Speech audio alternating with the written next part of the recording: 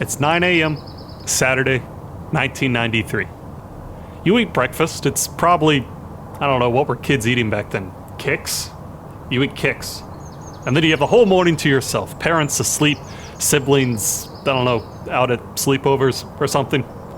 The point is, the only things in the house are you and the TV.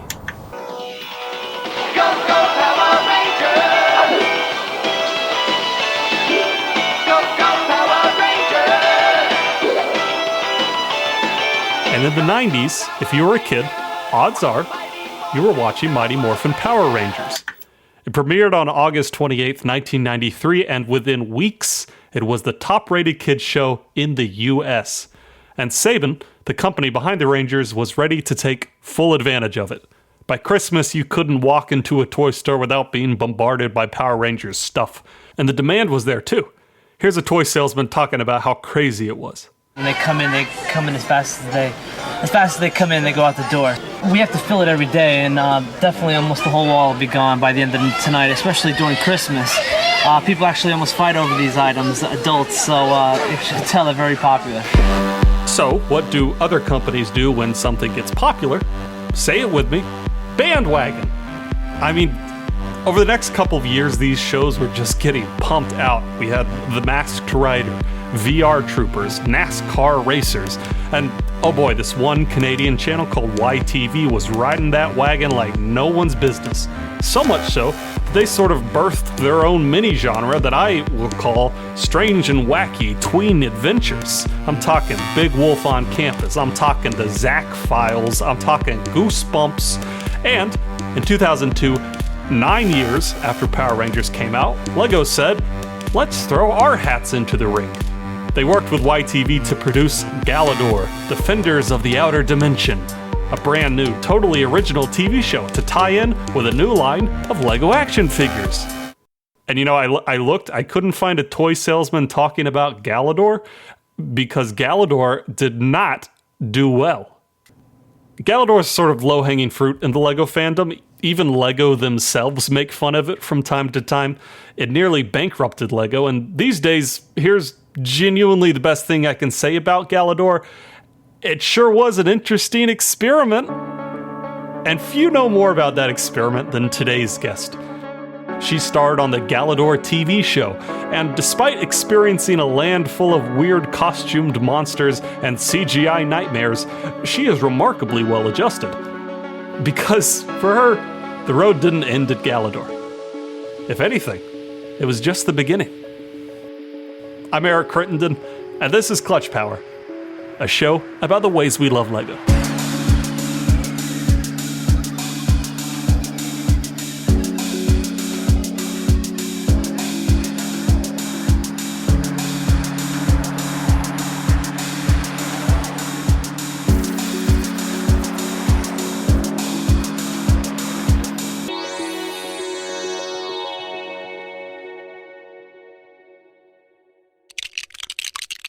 Episode 8, Life After Galidor, Defenders of the Outer Dimension.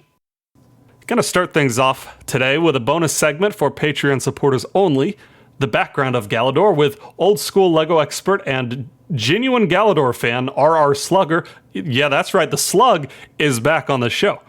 For everyone else, we'll jump right to part 1, an interview with Mary Margaret Sabongui, who played Allegra in the Galidor TV show, which was her first paid acting role ever, and the legacy of this oft-forgotten TV show.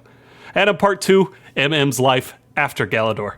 You know, it didn't stop at the Outer Dimension. No, she found another calling, something that feeds her soul a lot more than acting did.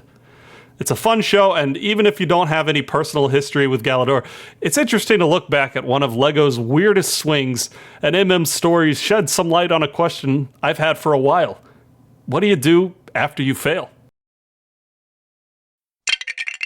Part 1, The Outer Dimension.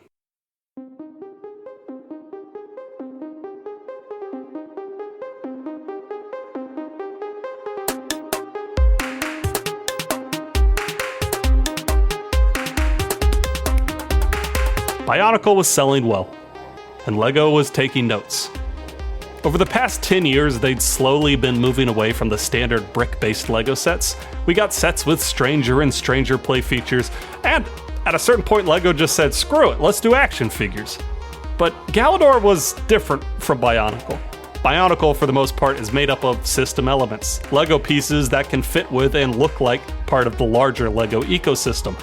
Galidor figures, on the other hand, are made up of like 12 pieces and are sculpted like action figures. So, like Nick Bluetooth's leg looks like a human leg with cargo pants on. So you may be asking, isn't that just an action figure? No. That is where you're wrong. Each action figure is made up of ball joints at sort of the natural joints of our bodies, like elbows and knees, and you can take each figure apart so you can, have loose forearms and upper arms and calves and thighs and heads. And if each body part has the same kind of ball joint, what's stopping you from connecting, say, Gorm's arm to Nick Bluetooth's shoulder? Or heck, Gorm's head to Nick Bluetooth's knee?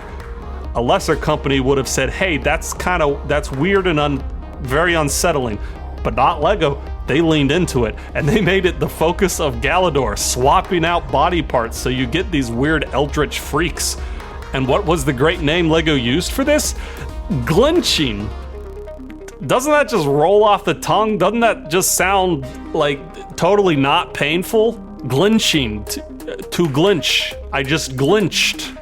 Anyway, LEGO wanted a TV show to tie in with the action figures, so they enlisted this guy called Thomas W. Lynch, a TV producer who was really good at these strange and wacky tween adventures. Lynch heard about Galidor and glinching, and somehow he said, yeah, that works for me. Pre-production started in 1999, and by 2001, they were casting for the main tween roles, Nick Bluetooth and Allegra Zane. They started looking in Canada, where Mary Margaret Sabongui lived. She'd done some acting in high school plays, but this was her first shot at the big time. Graduated high school, and then I was, doing acting classes, and was in SAGEP, which is like a junior college here. It's like doing the same thing, doing acting classes, doing a professional dance training program, actually. And someone called my acting school and asked if they knew of any actors who were, I don't know but the way I remember it was like ethnically ambiguous, which I qualified as, and also like could do martial arts and looked younger than they were. Like we're 17, 18, could work legal full-time hours, but like could play a 14-year-old. Anyway, and I went in for the audition, and it was like one of the first auditions I did and got wrapped up in the whole project. And so I went from, doing amateur productions and dance and theater to being cast as the lead in this big series pretty quickly. And it was a real shock. Did you know martial arts? I had done Kung Fu when I was 7, 8 years old, with my brothers. Okay. I would follow them to Kung Fu class. But the fact that I had a background in dance translated well, I knew how to, and, growing up with 4 brothers, I actually knew how to throw a punch and throw some kicks. And then I had the strength and flexibility to learn really quickly. Okay, sweet. Yeah. And the other two, I was shocked when you said you were 18, because both you and Matthew look like 15, 16 in the show. Yeah, that was the magic showbiz. Fun fact, they had actually built the toy before I was cast. And then I was at the audition and they were like, she looks like the toy. I was like, interesting. Sir, what do you mean? I didn't know that there was a Lego toy associated to the show before I did it. Yeah. I was going to say, was that, so you found out at the audition? Yeah, they had the little toy. And, they showed it to me. It's a real trip. Yeah, because I could see, it doesn't look that much like you guys, but kind Close of it enough. Does. Yeah. I guess that first audition, you did audition on September 11th, 2001.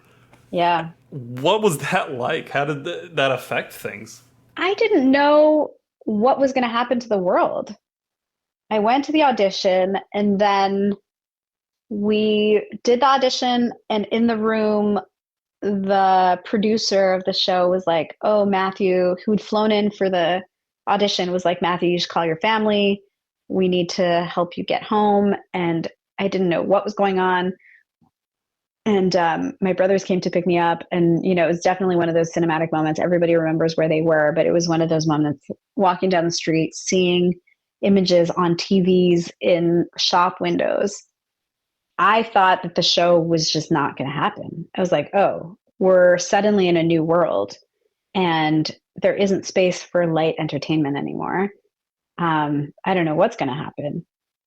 And I think it slowed down the casting and the production process a little bit because we didn't hear back for a while. And then, a month or two later, it restarted. But it was a real trip for sure. And Matthew and I got closer pretty quick because he was, I think, like all flights were grounded, and I think we invited him out to lunch. Yeah. So production started a little after that. What was that first day of production like? Or I guess even once you got cast, what was that like? It was a real whirlwind. I had to like quit school, and we were, going in for like costume fittings and rehearsals, and just seeing the size of the lots that we were shooting in, and the builds of the sets and the animatronics team. This was my first time on set, right? And like getting mic'd, and it was a real whirlwind. But the crew and the team were so nice and so supportive. The first day there was like a lot of extras, and I knew some of the actors that were extras because we were all coming up together, and it was a real weird experience to be like, I'm the lead in this series and you guys are just extras. Like, I don't have more experience than you guys, but I have more lines.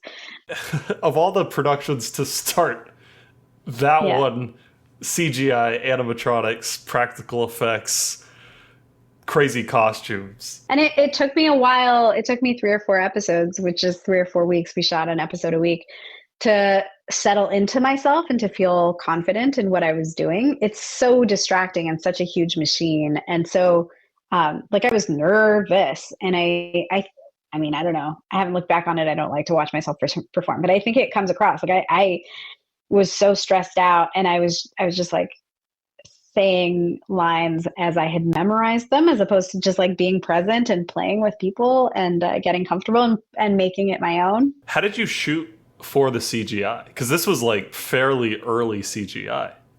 Yeah, it was fairly early CGI. It was a lot of green screen. We shot the whole series in 2 big warehouses. So when we were shooting in one, they were building a set in the other. Did you find it difficult to act with green screens? We got the hang of it pretty quickly. Like, oh, the camera's fixed and you got to look here and you got to look there. And, but it was a lot. It's like learning to juggle on your first day at circus school or whatever. Like at the very beginning, it was really a lot. But then you get used to it and you're like, oh, my eye line is here, and this thing is what we're pretending to do. And that was actually fun because you're like, oh, there's a big monster. Like, it's really fun to do that kind of thing, Did it help to have at least one other human? For sure. Yeah, it did. Yeah, one other human. But then also like the people in the costumes, in that big animatronics costume, the guy in the big frog costume, Euripides, Jeff, he's also a former dancer, and we really hit it off well. Such a nice guy. And then Sam was this Montreal dad, really nice guy, and he like got the part because he's small and he could fit in this plastic cast suit. And poor guy, like he could take off the mask, but he couldn't sit all day, and they built a stand for him to like lean up against to take the weight off, and they would unscrew him at lunch, and then that was it. Like that was his bio break. That was all he got. And so we were all like good friends, the 5 of us, and I hung out a lot with the stunt people too. So I didn't feel like alone. Did you have a stunt double? I did. What was that like? She was awesome. And she was one of my closest friends on set because she was there almost every day. And as like a dancer, I got along really well with the stunt people and with her because they were like very, physical. And then we would go train at their studio when we were off on breaks. And then she and I would go to the gym together on Saturdays. And she was like kind of my trainer too. And we were the same age, more or less. So we got along really, really well. And it was so cool. It was so cool to be like, okay, I'm going to do a backflip now. And then, I'd like throw my arms up and lean my head back, and then she'd step in and whoop, whoop, whoop, whoop, whoop. Yeah. She was a really good gymnast, and she had her black belt in karate and did all the really impressive stuff. There was a moment where I don't even remember what episode it was, but it was like later in the season. And the stunt team always advocated for me to do as much of it as I could, because they knew I could do it. But because of insurance purposes, they had to have her do a bunch of the stuff. And there was a big thing about monkey bars. Like, I can do the monkey bars. And they're like, she has to do the monkey bars. Are monkey bars risky? I guess. I don't know. I guess. Was there one episode, the shooting of one episode that really like sticks out to you? I really liked all the episode that required things like wire rigging, like where I had to, I think it's like episode 6 or something, where there was like chase scenes and then get like floated up into the air and all this stuff with wire rigs. So there were 2 seasons of Galidor. Yeah, I mean, 2 13 episode, I think, seasons, but we shot it all as one 26 episode season. I believe the producer, maybe executive producer of the show, said he, in his mind, he had like a 5-season arc. Oh, really? Yeah. Was there, when you wrapped filming at the end of, I guess, season 2, was there a sense that things were going to come back? Or what was sort of the mood on set? It was a real question mark. I think we like said our goodbyes, but we're like, maybe not. And then the way I think I thought that it was done, honestly. I remember like I wanted to do something crazy with my hair that summer. Those were my preoccupations. I was 18. I wanted to do something crazy with my hair, and we hadn't heard back whether it was coming back for another season. And I was like, I'm going to do it anyway. And then we just sort of heard casually, basically. I don't even remember how I heard, but they were like, it's not coming back.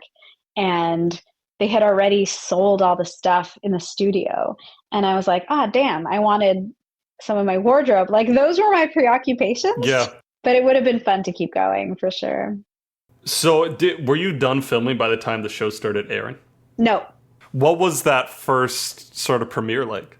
I had a sleepover with my friends from high school. They all came over. Like, these are friends that I grew up with. And so we did that. We did like a sleepover pizza party. It was on at 9 a.m. So it was a bit early to have pizza, but it was really fun to do that. And that was my first viewing experience, was like childhood friends watching a kids show in my childhood home. The real formal launch was in New York City. We went to the New York Toy Fair, and we saw our photos, like not photos, but like images of Galidor and of the Legos in Times Square. What a trip. And then we had our big New York City premiere, and that was really, really fun. What was it like to see yourself on TV? It was such a trip. Yeah. I think it's the same way people feel about hearing their own voice. I still feel strange about it. But it was really fun to see the product, like the finished product with the animatronics, with the CGI, the whole thing, how it all came together. Could you tell what the sort of general reception was of the show once it started airing? I couldn't quite tell. I had some friends who liked to watch it. I mean, the reality is, like, I would go to work at 4 a.m., come home at like 7, go to sleep, and go to work the next day. And I'd hang out with my friends on the weekends. And so my day-to-day life didn't really change. And it's not like today where you could get there wasn't instant feedback from social media. And so some friends watched the show, and like the guy who cut my ticket at the movies recognized me, but I didn't really know more than that what the impact of the show was, How soon after the show started airing did you start seeing toys of yourself in toy stores? Or did they come out around the same time? I think they came out around the same time. Yeah. I mean, you talk about surreal.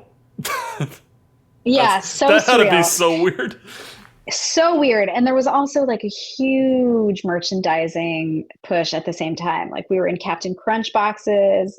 We were in Happy Meals at McDonald's. It was everywhere. There was a huge merchandising push. And so that was all overwhelming and pretty trippy. Yeah. How much of that were you involved in? Like, aside from just the acting itself, what did you have to do? None of it. nothing. We went to the toy fair once, but yeah, that was it. We did some media interviews, but really not a lot. Like all of that is a whole other machine. We didn't even know about a lot of it until someone would like send me not a text. I don't know what text messages didn't happen back then. Whatever.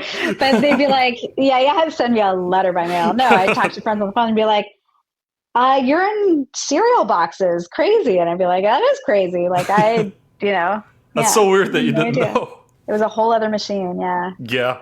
Did you collect merchandise? I did. And my brother was on a road trip somewhere in the States and went to Toys R Us.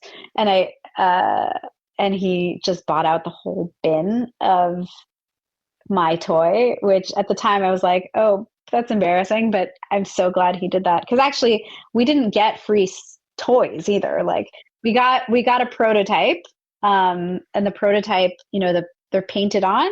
So they're, I have one prototype that's like sort of chipping, and then we got one, I think, and then my brother got a bunch, and so I still have a few that are in boxes and stuff like that. Did you ever glitch yourself and like put in other pieces? For sure. Yeah. We glinched. I would like put Matthew's parts and like his leg in my head. And I mean, I thought that concept was really, really fun for sure. It was Lego's least successful product ever. And I actually love that. Like it's such a claim to fame for me. And when I play Two Truths and a Lie, that's my fun fact. One that I have an action figure into that like it was, I think there was a Business Insider article a couple of years ago. They called it Lego's like most horrible failure or something like that, which is like cool. Yeah. So you're cool with it. I'm totally cool with it.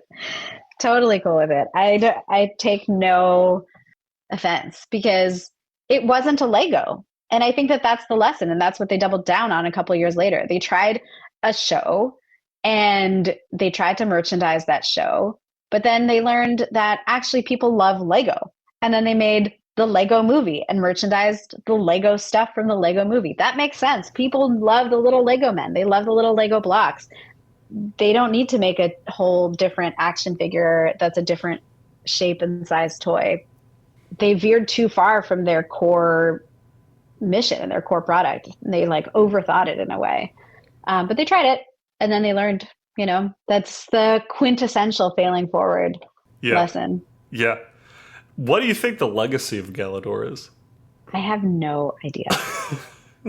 I think that there are some people that remember it. There was like some campaign for a while where there was a small number of people who wanted to bring it back, which I thought was fun. Galidor reboot? Yeah, I mean, I don't know what its legacy is. I mean, I think like in as much as we helped Lego on its journey to figuring out what it does, and we were one of those shows in the era of Power Rangers that like did kids adventure shows, which is cool too.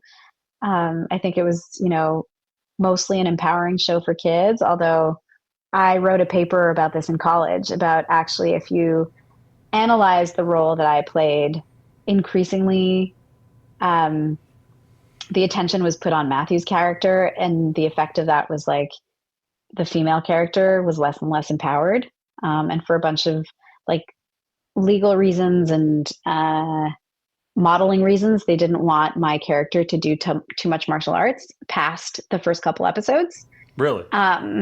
Because they didn't want to model violence. But I think the effect of that was also just like, I was not a very proactive character. And if I'm honest, I hope, girls saw my character and thought I was pretty cool and a badass. I think if you peel back the layers, we could have done more positive role modeling for girls. I asked that same question about legacy to R.R. Slugger. He's a YouTuber and someone who really loves this era of Lego, and he has a completely different perspective on Galidor. Check this out. Well, I think it's kind of changed somewhat, maybe within recent years. I think if you went back in time, maybe 5 or 10 years, Galidor was the butt end of all Lego jokes. It was just kind of seen as a colossal flop. But I think there's been, somewhat of a counterculture kind of revival to Galidor. Like some folks, like myself, have kind of come out of the woodwork to, vocally defend what Galidor does well. And I think the internal legacy of Galidor within the LEGO group is that we still use the Technic ratchet joint system that Galidor pioneered. I've been calling them Galidor joints this whole time as well too, trying to get folks to kind of jump on that bandwagon, because they're still so useful. Like, it was such a good connection type that Galidor was engineered on, and I think a lot of modern Lego sets, a lot of all these modern Lego mechs that you build and stuff like that, they all use that connection type in them somewhere. And I think the Lego group owes a lot to Galidor. And the cool thing is, you still see it kind of referenced today in Lego sets. Yeah, it's nice to see, at least some folks at the Lego group working there now don't hate Galidor with every fiber of their being. So that's nice to see. Yeah. So what are the things that really appeal to you about Galidor? I really like the ease of customization, and I love the instant fun that Galidor provides. And I think it's something that is underrated about Galidor. Just the idea that once you pick up, a Nick Bluetooth, and you take off his head and you pop on, a different head, a robot head or whatever, all of a sudden it's like, whoa, this is kind of weird and wacky. This is fun. And all that took was 5 seconds to do. I still see the appeal of Galidor, and like some of my friends have kids, and they bring their kids over, and I bring out my big box of Galidors, and they go to town. They absolutely love it. And there's, they could be 3 years old, they could be 9 years old, right? And they're mixing and matching, and it's so easy to do. And I think that's one of the things that Galidor has maybe a leg up over the Lego system or Bionicle. Like, those are more complex toys. And yes, complexity can lead to a greater degree of customization and, variability, all that sort of stuff. Maybe more satisfaction in the building experience. I could totally see that. But there's something to be said for the ease of use in Galidor, the ease of customization. And that's one of the things I really enjoy about it. As for me, I don't really like it. I had a few of the figures thanks to discount consignment shops and the fact that no one would really want to buy a big green frog man named Euripides. But they're not Lego, the ball joint fits with other Lego pieces, but the Galidor parts are so sculpted and specific, it just doesn't really fit in well with the Lego collection. Plus, I was only interested in Galidor at all because it was made by Lego, not because of the story or the characters or any of that. And I'd just say, with no proof, this is just a hunch, that most LEGO fans who grew up around Galidor feel kind of the same way. It was a weird blip, and then it was gone, and, we moved on. But what about the actors? What about Mary Margaret, who'd just broken into showbiz? What was she gonna do? Well, that's what I asked her. After the break, we'll get into her life after the outer dimension.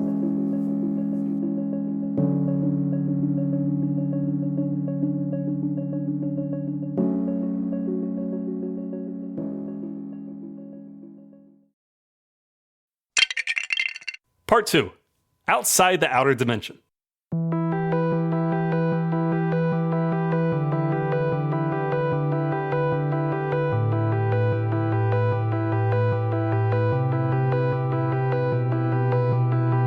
I used to work in the news, and I loved it, but I also hated it.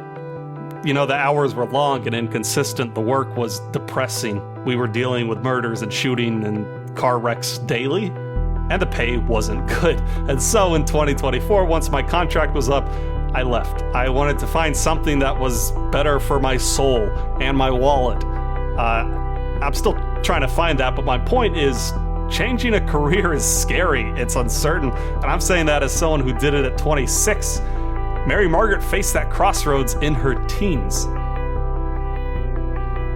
What was next for you? True answer is I had an 18-year-old kind of existential crisis and was like, do I quit school and try to be an actor full time and move to Los Angeles? But it didn't feed me in a sort of deep way. So I was a bit lost, and I went to Nepal to work in a like children's home for 3 months. It was a volunteer program thing, and then I went and studied in the UK for a year, and then came back to Montreal, where I'm from, and went to university and was doing professional acting work as well. Like I was going to school in college and also auditioning for stuff at the same time, and sort of doing smaller projects and balancing the two.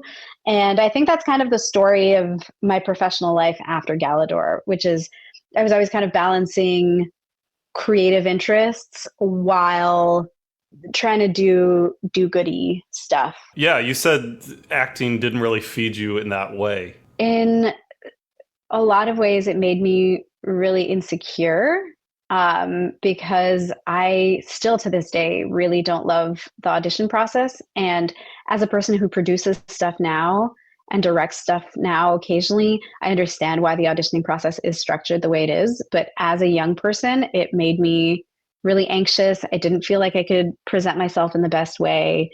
I didn't feel like I could showcase the best of myself. And I felt like I was pursuing roles for the sake of like proving something to myself, that I could book a role, but then I would be on set and be like, maybe this isn't the thing. This isn't a story I feel like needs to be told. Like this isn't necessarily the most meaningful to me. It was fun, and I made some of my best friends that I'm still in touch with, like working on these shoots. But I also felt like I wanted to do different things with my time and with my life. And I was really curious about how I could use my role as an actor to bring attention to environmental causes, to climate change, to like how I can use my full self in the work I do. And I didn't always feel like I was using my full self when I was acting. Eventually, I moved to New York to do my master's in environmental policy. And I was always interested in working internationally. And I went and worked around the UN. I was supporting small island states in climate change negotiations. And just being in that sphere, I was like, oh, we're not going to move international climate policy until, national governments actually buy into doing something more and real on climate change. And national governments are going to do anything unless constituents demand it. And how do we convince people to demand that of their governments? We need to like go back to zero and tell stories that are going to move people to ask for the change they want. And I ended up back in New York and working at a place called Purpose for many years. And they still exist, and they help organizations and people in social change campaigns. And so I did that for a long time.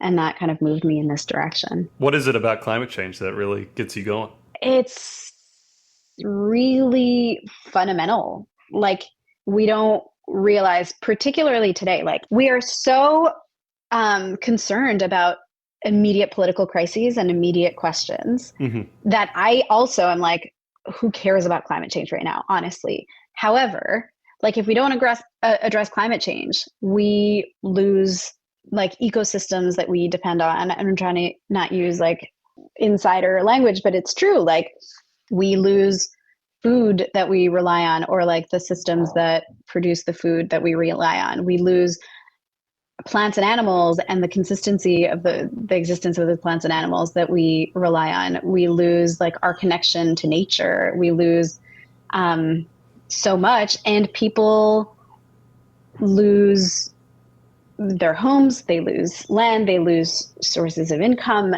That causes migration, which can cause more political conflict. There's fights over resources. Like everything ultimately comes back to climate change.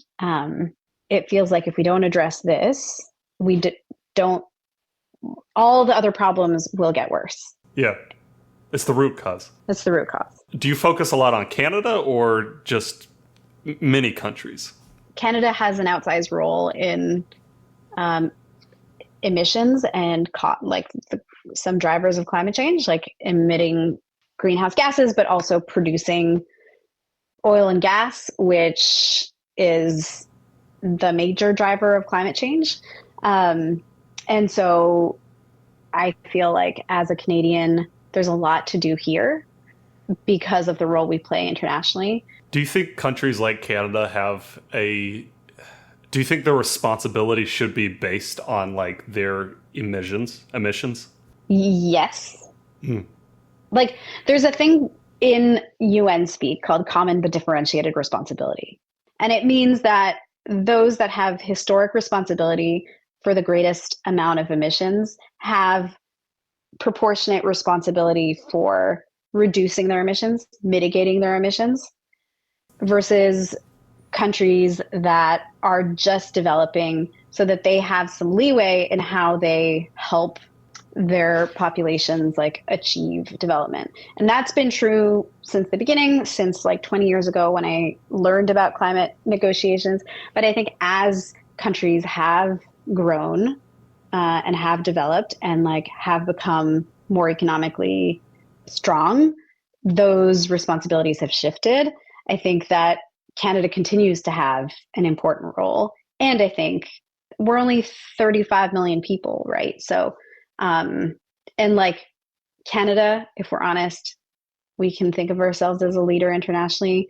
I think we need to show moral leadership and we need to do this stuff. And we're such a drop in the bucket compared to big countries like China and, you know, others that have to reduce their reliance on coal and oil and gas. Yeah, I think it's interesting when you compare like Canada or America or like Western Europe, the countries that like are kind of more developed. I've seen this sort of sense for countries like China or India that are kind of, you know, a few decades behind, where it's like, you guys had your chance to grow using fossil fuels and all that. Now it's our turn. So it's not, they say, you know, it's not fair. Right.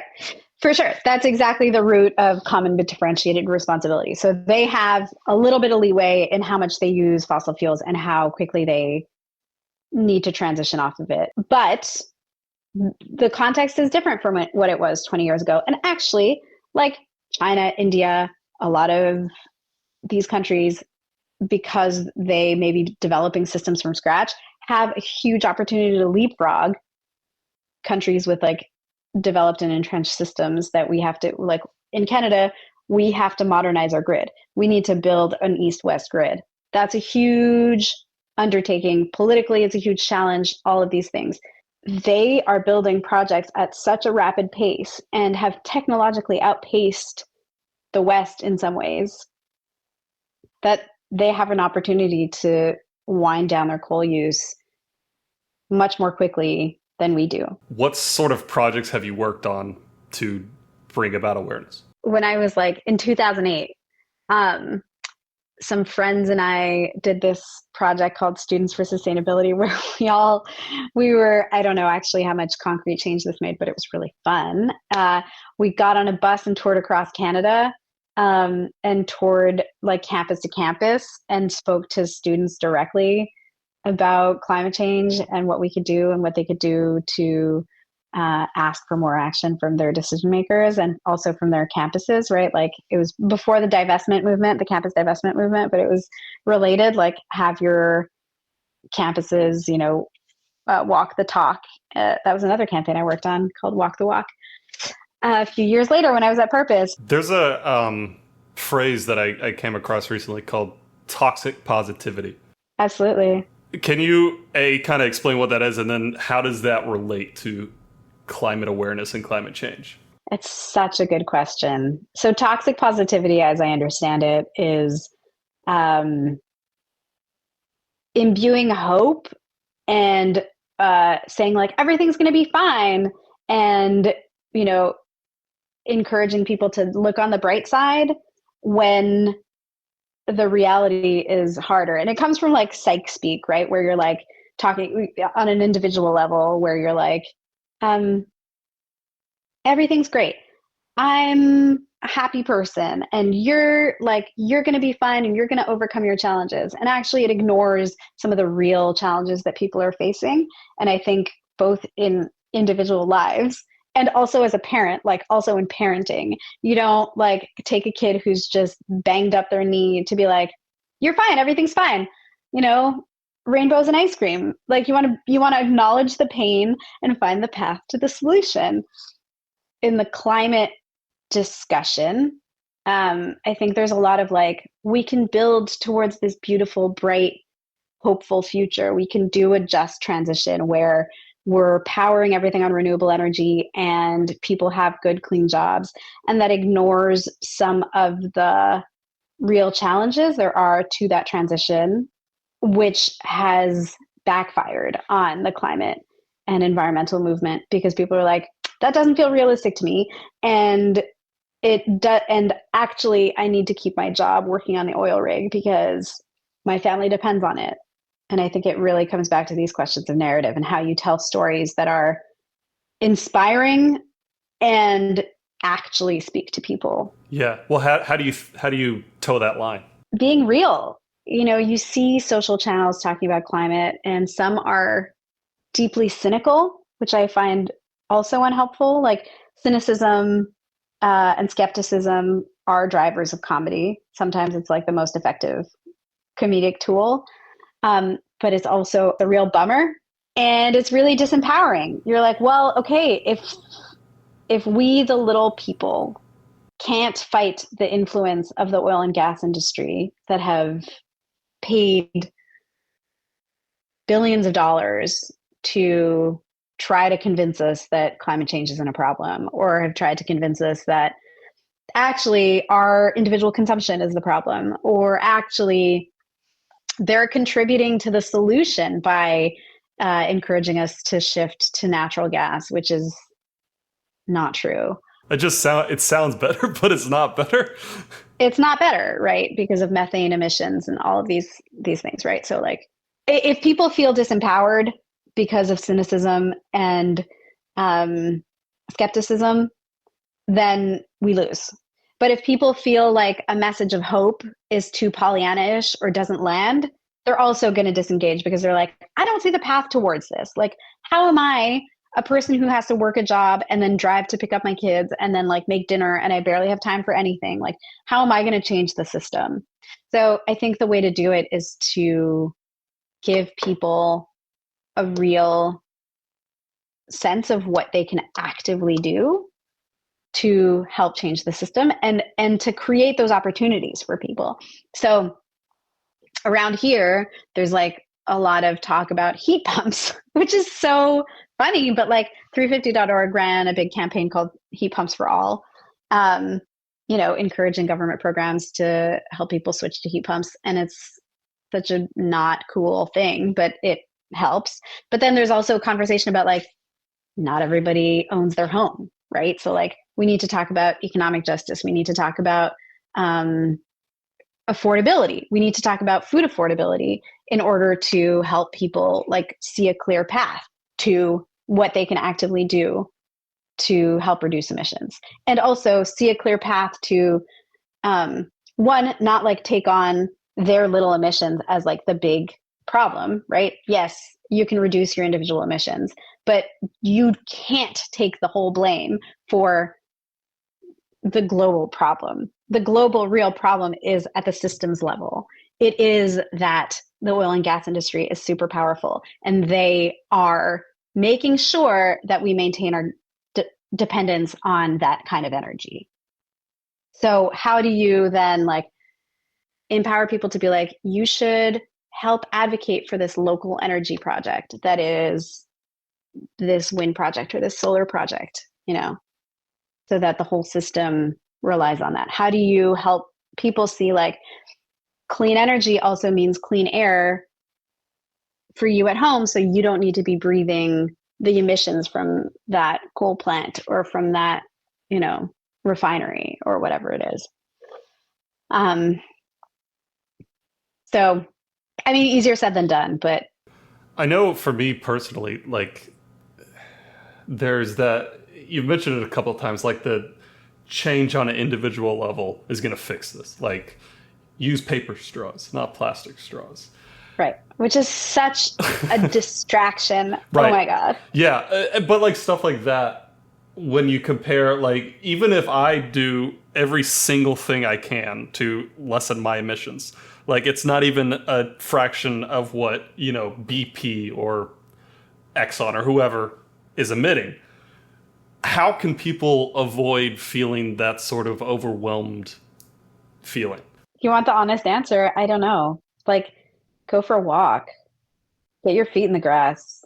There's a woman named Britt Ray who thinks a lot about this and talks a lot about climate anxiety and eco anxiety, and how, it's affected like young people to not want to have kids, and who feel so disempowered that they don't do anything. There's another woman called Anya Kenmetz.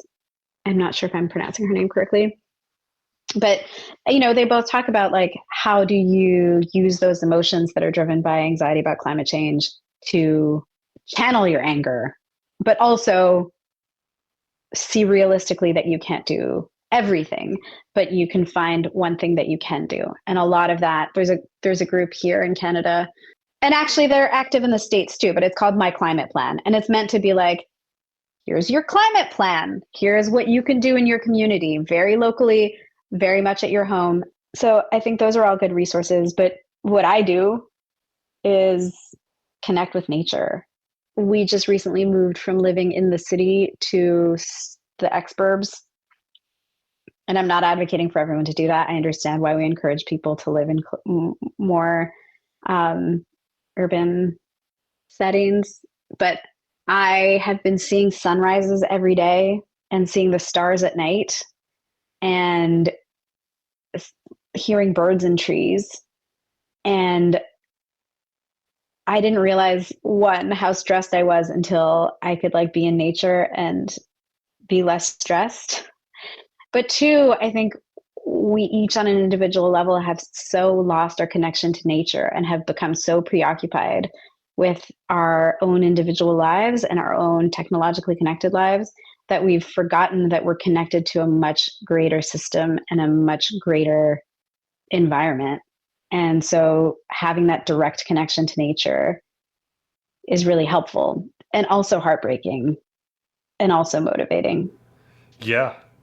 Since you started, we'll say 20 years ago to now, how has social media and technology affected activism? Or I guess maybe not even activism, just like the individual's willingness to act. It's been both really positive because it's created pathways for everyone to participate easily. Yeah. And also so damaging because of the spread of misinformation, because people are getting lost in toxic debates and mistaking that for what's important. I don't mean to say that dismissively. I just mean like, put down your phone and go outside. Yeah. Yeah. No, I get it. About a month ago, I got rid of my phone, and wow. Yeah, and it's been great. And like, I feel so much more connected to what I can actually influence and control. And like the few times I'll go on, AP News or something and just see this barrage of mostly Trump stuff. And it's like, none of that really, I mean, it all affects me, but like, I don't need to know every time that man breathes. Like, that doesn't seem healthy. I also think people have younger, or my age or maybe a little younger, you talk about like walk the walk. I feel like a lot of it is they say stuff, but that's as far as they go. Right. I think there was some research a couple years ago that said that, the generation like after millennials, like actually we're the most concerned about climate and we're the most like primed to be activated. Also like the most, and I see this as a positive, like the least susceptible to buying into the 9 to 5, like you got to work culture, which can be such a game changer actually. Cause you're like, I'm actually going to live my values and like being a hamster on a wheel is like not interesting to me. But I actually also think that it's the generation that is most actively and also most susceptible to checking out and being like, I care about my personal brand, and I'm going to be like, I'm going to strive to be an influencer online and like buy into brand culture. And I think that there's a lot of potential there because we can activate people online, but also there's such a risk of turning folks into just consumers because it's the easiest way for them to check out and they don't know how to do anything about their concerns. And so they're just going to like check out and buy things online and then live their lives and like order takeout. And I think because of the political climate that feels so disempowering at the moment, I think it's a real risk that we lose people. It's easy to feel apathetic. Yeah, because the pathways to to like being apathetic are they're like right there. Like, okay, I'll sign a petition. Okay, I'll donate to a GoFundMe. And then I'm just gonna like also buy all this makeup and buy all this clothes on Temu. It doesn't speak to each other, but technology has made each of those things possible. Yeah. So just like get offline and go outside and like go for a hike. I don't know. That's my answer. And from there, you'll find ways to connect with people and like build a better community in your immediate sphere. And then once you do that, I don't know how to say this without sounding like a traditional old school, like Woodstock person, but like it's actually true.